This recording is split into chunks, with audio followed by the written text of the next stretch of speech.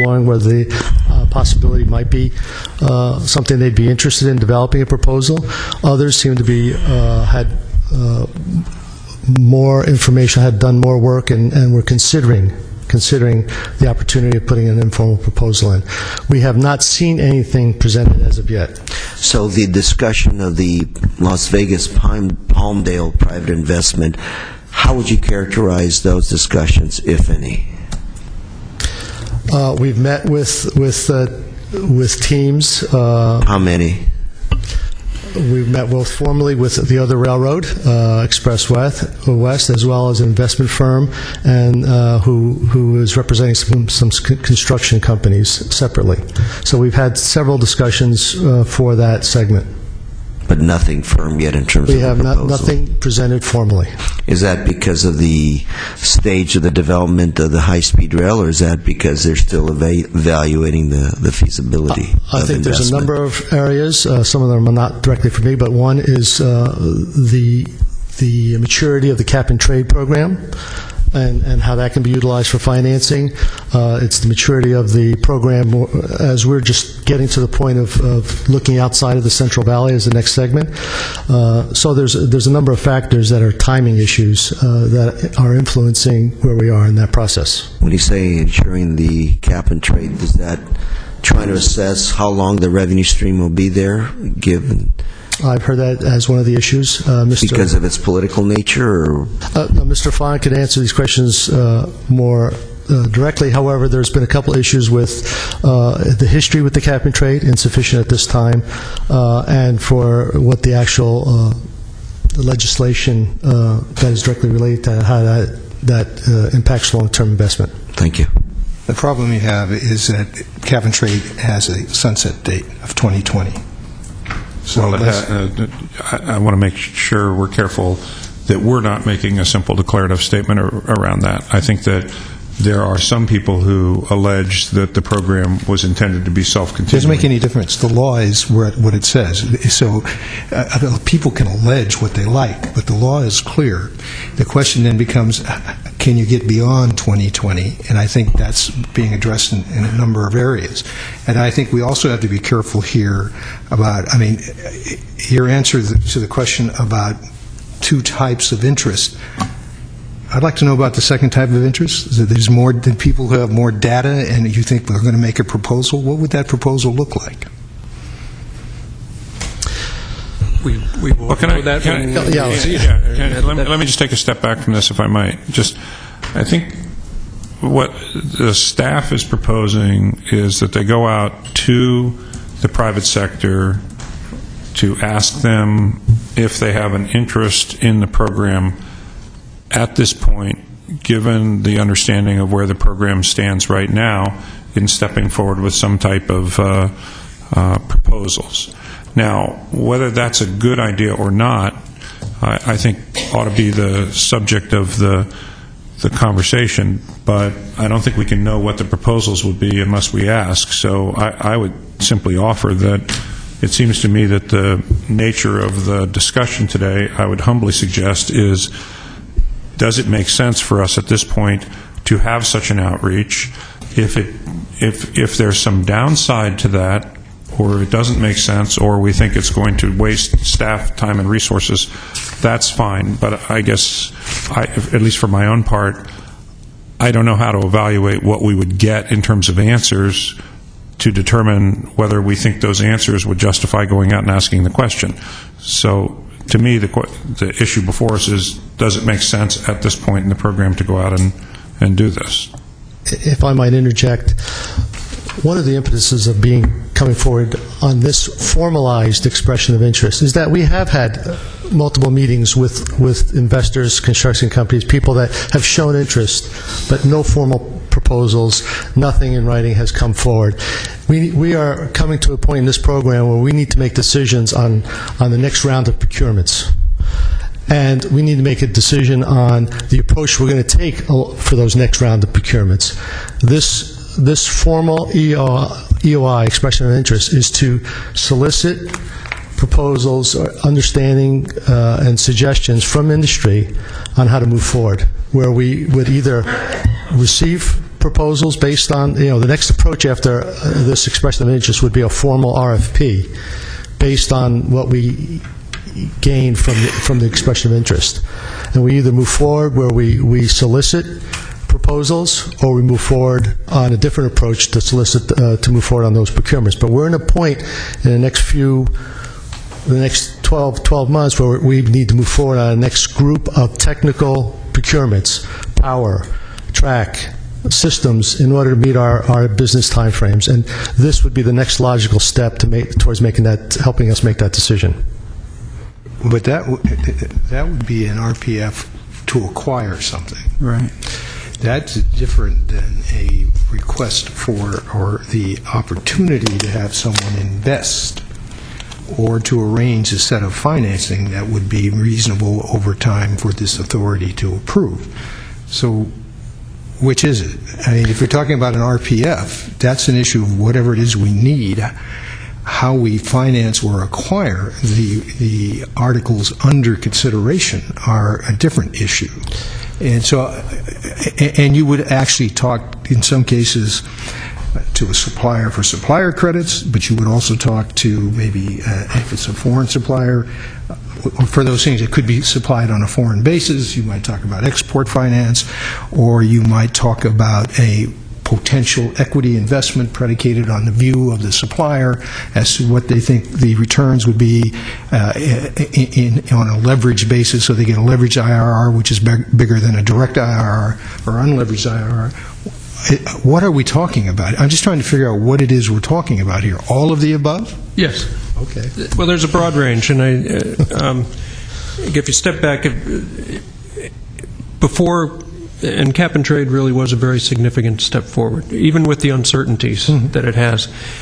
We saw a demonstrable shift in our discussions with the private sector, because they recognized it for what it was, which was a clear and strong statement by the governor, by the legislature, that the state was committed to seeing this program move forward. And I don't know that people have always fully appreciated the limitations of Prop 1A, and that, it's one-time funding, has to be matched. It is not an ongoing revenue stream. And so cap and trade really represented a shift. What we're looking to do, and that gives us new opportunities to also shift our procurement approach, which had been basically sequential, and move on from one construction package to another, and then you go vertically. We've had a lot of discussion with the private sector about more efficient ways of procuring things, whether it's in combination with financing or just a straight procurement. So what we're looking for is input on a range of things. One, what do our potential partners see as the best packaging of different elements in order to create greater synergy, remove interfaces, reduce time, out through what might attract investment at some point. When obviously we're not assuming anyone's going to invest before it's the right time to invest. But we're looking for input on all that, and in a way that we can reference, and not just be our view of what the market is. We want to hear directly from them. And that ties in part to the peer review group. The legislative peer review group has indicated that its primary focus in looking at our business plan going forward is going to be our discussion of the business model and how we intend to move forward in delivering this and ultimately operating it. So another byproduct of this will be to help inform that discussion and inform them and the legislature as we move ahead. I guess my only issue here is that the uncertainty around cap and trade that we discussed before, Mr. Correa was asking about the nature of that. That is something that the California legislature, we know, is addressing right now through a number of vehicles to look at both the longevity, the tenor of the cap and trade program, and so forth. I would imagine that the outcome of that would have some bearing on how people would view the opportunities around the program. And so I'm just wondering, we have a schedule here that calls for people to come in 90 days after the release, which is going to be right at the end of the legislative session. So assuming that the legislature acts efficiently in dealing with that issue this term, it may not match up or flange up with the window in which people would be looking at creative solutions here. So that's number one. On the other hand, to the extent that in the legislative analysis of the cap-and-trade program's future, that we could help inform them about things that would, if they were components of that legislation, would facilitate earlier private sector interest, then I would think that the legislature would want to have that information. So on the one hand, this is a little bit too slow. On the other hand, it's a little bit too fast. So maybe there's a way to encourage a dialogue across the course of that would allow us to participate more effectively in the legislative process as it looks at this issue. So that was one point I wanted to make. The second point I wanted to make is that I would suggest to you, Dan, that in fact, by going forward on this basis, I mean, I have questions, but it's going forward on this basis. In fact, if something were to become available, I'm not sure what the percentage chance of that happening are, but if something were to become available on the basis that we sit today, it would only get better. Mm-hmm. So that you would probably want to proceed in any case, a little bit faster, a little bit slower. You want to go as fast as you could if you thought there was something there, right?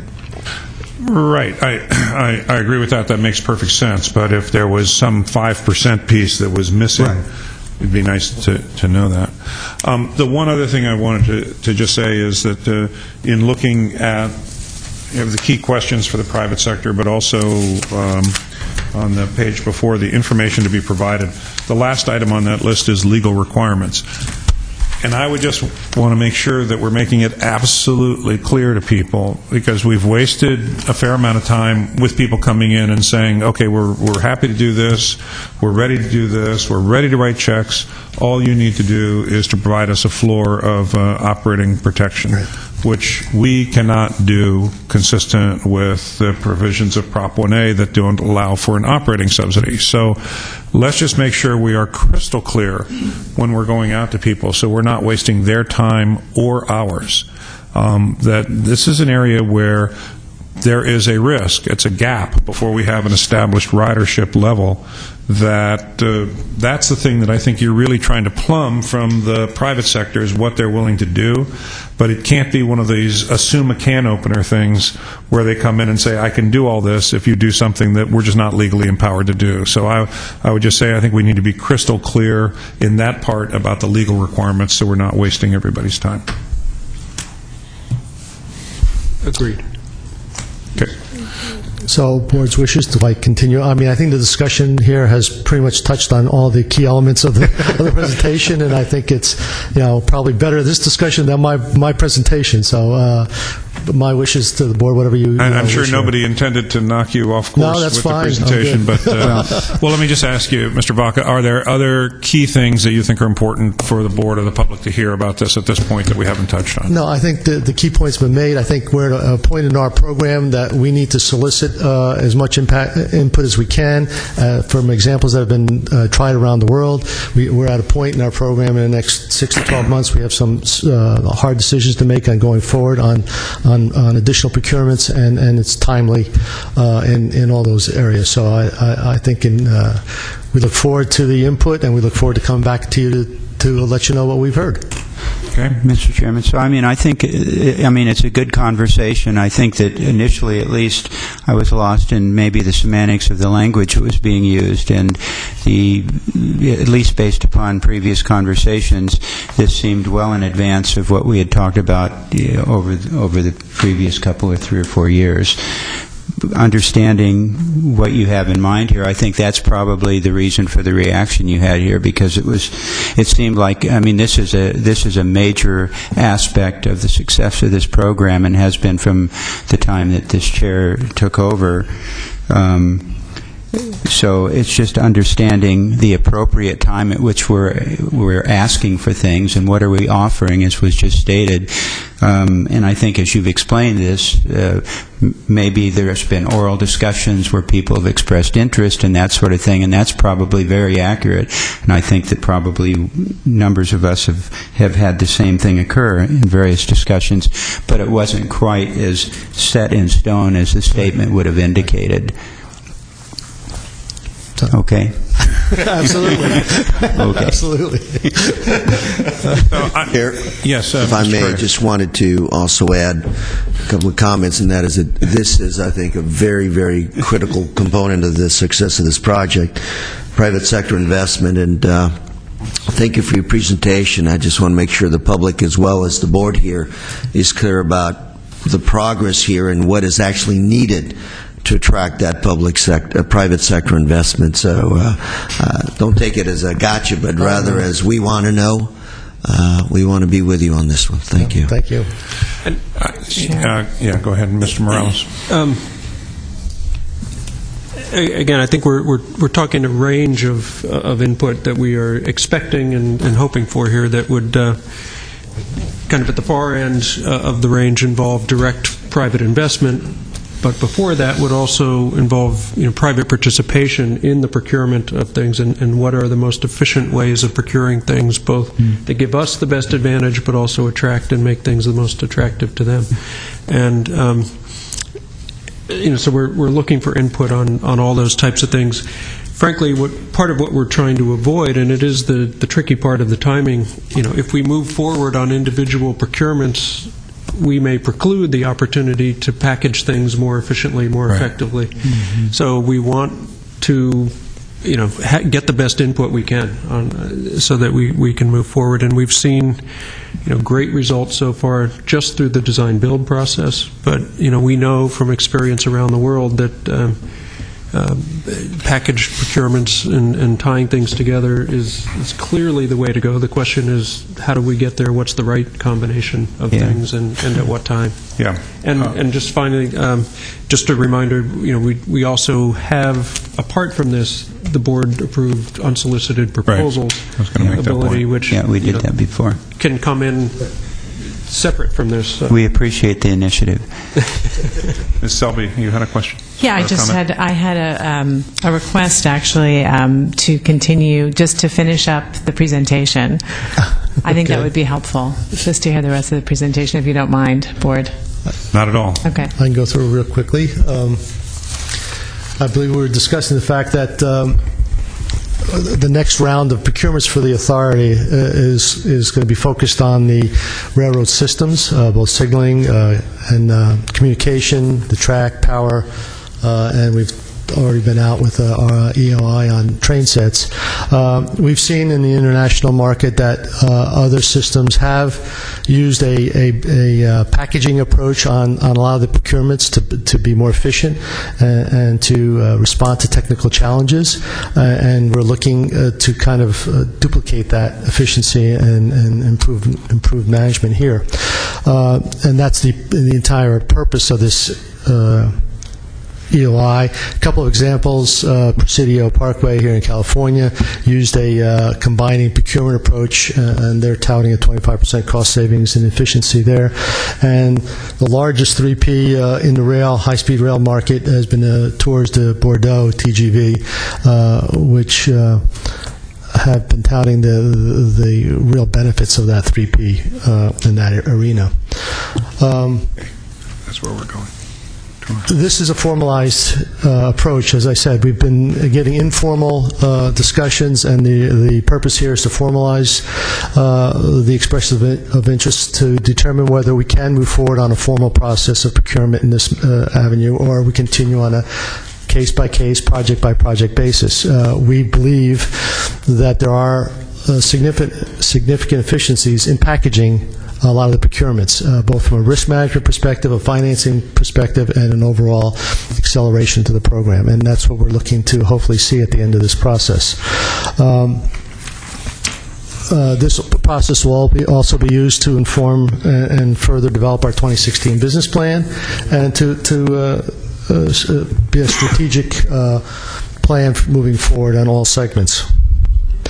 We will be providing information to the industry to utilize for their feedback, and I list some of the documents we'll be providing.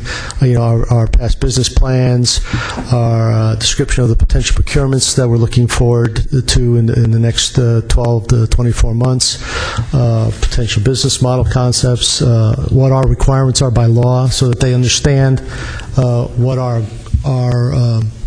strategic vision is, what our mission is, and what our constraints are, so that they can provide a meaningful feedback to us so that we can utilize. And it's directed. Rather than try to just throw something against the wall and it might be scattered where we might not have common responses, we've tried to focus the response on specific questions so that we can evaluate common suggestions on approach. Some of the questions that we're going to be focusing on involve, can we have cost savings? Can we have acceleration by combining procurements? Different iOS sections, do they envision different initial operating segments that might be better for the program? What is the effective size of a procurement or effective size of a project that can be managed? Those are the type of very specific questions we'd like to see answers to from the industry.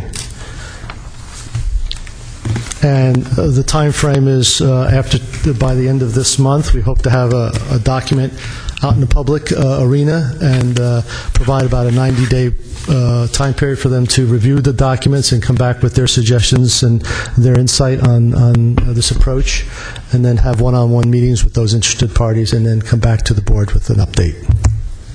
Thank you. Thank you, Ms. Selby. I think that was the right thing to do. That was good. I just have one last comment on this, which is that, it's been said by other board members that this is important for us to, accelerate efforts to get the private sector involved. But I also, there are two things that I think are very important to keep in mind. The first is that this is an organization, both at the staff level and at the board level, that is very, very open to accepting of and desirous of other ideas that people have about the best and most efficient way to pursue this program. And I think when we're talking about a program of this magnitude, it's very important that we approach it that way. I think we've got highly competent staff, and we've had the benefit of excellent world-class contractors, but it doesn't mean that those of us in this organization are the font of all wisdom. And so being open to and wanting to receive other ideas, I think, will really benefit us, and that's something that should continue to be part of the culture here. The second thing I wanted to say is that something that people in government often don't say, which is that it may be that we go out right now and we don't get anything back that allows us to move forward with private sector investment at this point. This is a very complex program that is bound up by some very strict legal requirements, and it may be that we have to get to a certain point in the future before the private sector is ready to come in. That is not a failure. We are going out to test the market, and we should continue to go out and test the market. And I've just, my entire life, been a huge devotee of what Franklin Roosevelt once said, which is we should be about bold, persistent experimentation. If something doesn't work, we try something else, or we try the same thing later when the conditions change. And it'll be very easy and very tempting for people to come back and say, oh, well, they went out and there was no interest or whatever. And that's simply a reflection of where we are in the evolution of this program. We do know, going back to the statements that were made before, that there is a huge amount of private sector interest swirling around. Whether that can be something that can be done on commercial terms in a financeable way depends on a number of other factors. But there is no question the private sector is interested. Can they get across that gap to a financeable relationship with us? I think this is a good time to go out and both solicit their ideas and to test that marketplace. But I want to make sure that we put this in the context that we should always be doing things like this, and we shouldn't be afraid if things come back not exactly where we would hope at any given point. So I just wanted to make those 2 points. All right, with that, Thank you. go forth and see what we get.